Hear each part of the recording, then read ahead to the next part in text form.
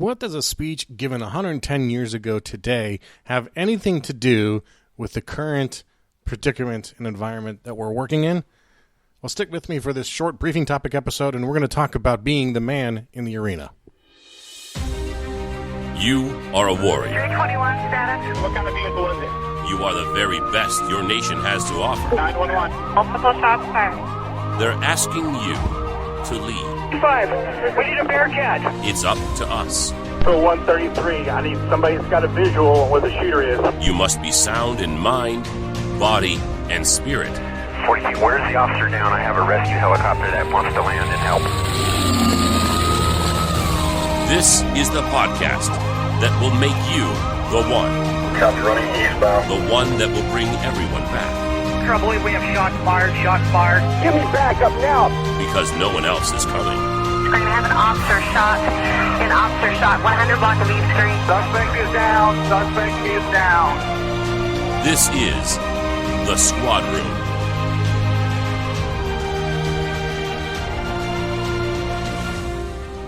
Hello, everybody. Welcome back to another episode of The Squad Room. I'm your host, Garrett Tesla. I'm a sergeant for a sheriff's office in Southern California. And today we're doing a quick episode. I say we, but it's me.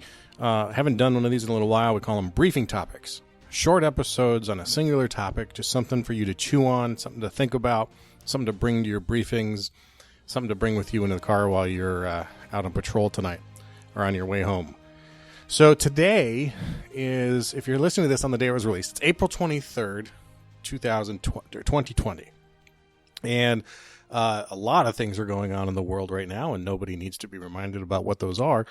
But all the stuff and all the activity that is going on reminds me and brings me back to what happened 110 years ago today. It's something I have spoken about at length on the show. It's been an absolute significant influence in my life. And in how I see the work that we do, and I see the importance of it. I hear other people talking about it, and it's so influential in my life that it's actually what I named the Squad Room's clothing and shop. So we recently launched a clothing and apparel line to support the show. You know, lots of podcasts have T-shirts and stuff like that, and I wanted to go a little bigger and do something a little bigger for all first responders. And I could have just added a little label to the Squad Room site shop, which I did, thesquadroom.net, and you just click on shop and you can see it. But what I actually decided to do, and this is probably a bad business move, but was to name it after one of my favorite phrases in the world, which is a worthy cause. And it's from, of course, this great speech made by a great man, former President Theodore Roosevelt. And a lot of people talk about the man in the arena, and they hear that, and they kind of know what that idea is about, but they don't understand a lot about the entirety of that speech. And I'm going to read the segment that became known as the man in the arena, but it's an interesting story itself, and then I think the context of what that means to be someone in the arena in this day and age, in this environment, is something that we can all really hold ourselves dear to and really aspire to, and also acknowledge that the work we do, the work that emergency room department doctors and nurses do, the work that firefighters do, the work that medics do, there's lots of people right now who are in the arena. And the amount of people and the type of people that are now in the arena has expanded significantly, exponentially, since mid-February when COVID-19 began to take over the world. Right?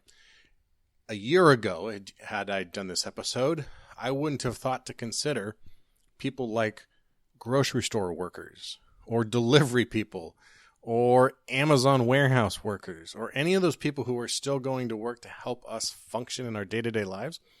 I wouldn't have considered those to be to be careers or jobs that are in the arena, who are out and striving to do good work. And we've repeatedly seen over and over again how that is the case, how these people are stepping up in whatever role that they've been assigned in their lives and whatever role they've chosen. They've stepped up into those roles. And so it's an opportunity for us who are used to being in the arena to really double down on that effort and to really take comfort in the words of Theodore Roosevelt, and also to take significant inspiration. I certainly do. So the speech was it's actually called Citizenship in a Republic. And it's now famously known as the Man in the Arena speech, but it was given in, of all places, Paris. And President Roosevelt had just completed his term in office in 1909 and was on a world tour. He had just come through Africa and he was on his way through Europe, and he was giving speeches as he went. And he gave one today, April 23rd, 1910, at the Sorbonne in Paris.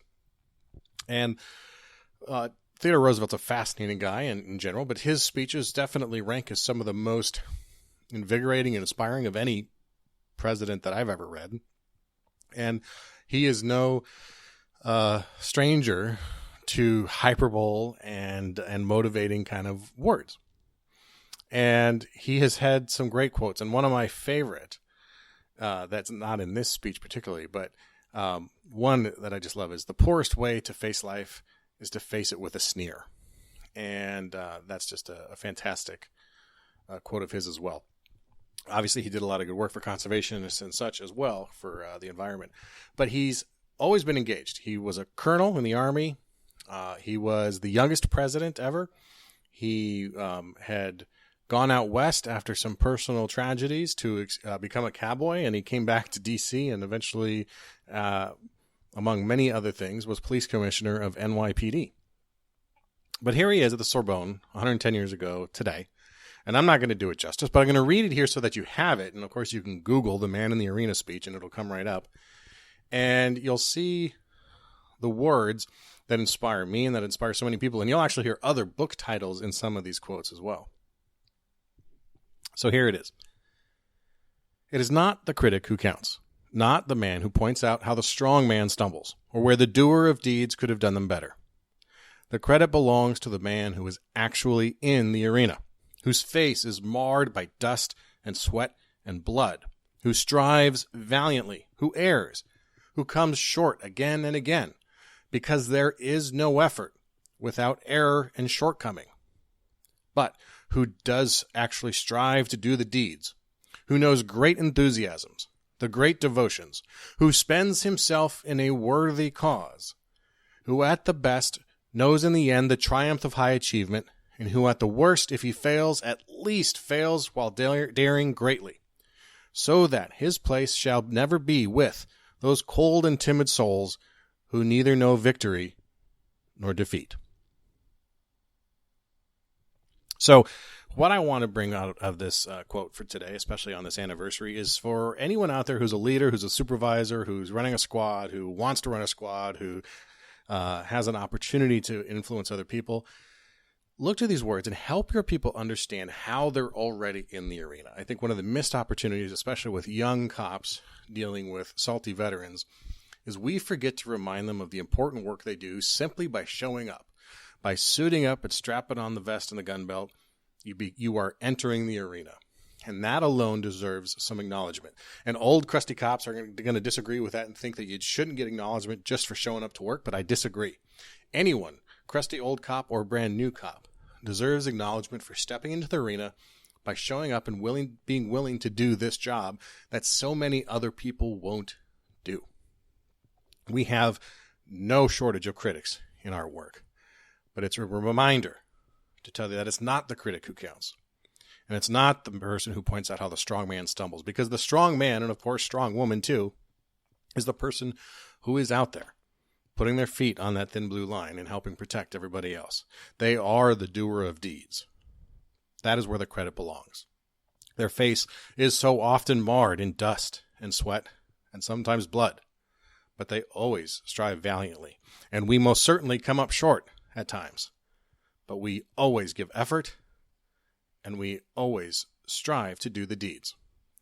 We are greatly devoted to an important cause, a worthy cause that is the democracy that we live in.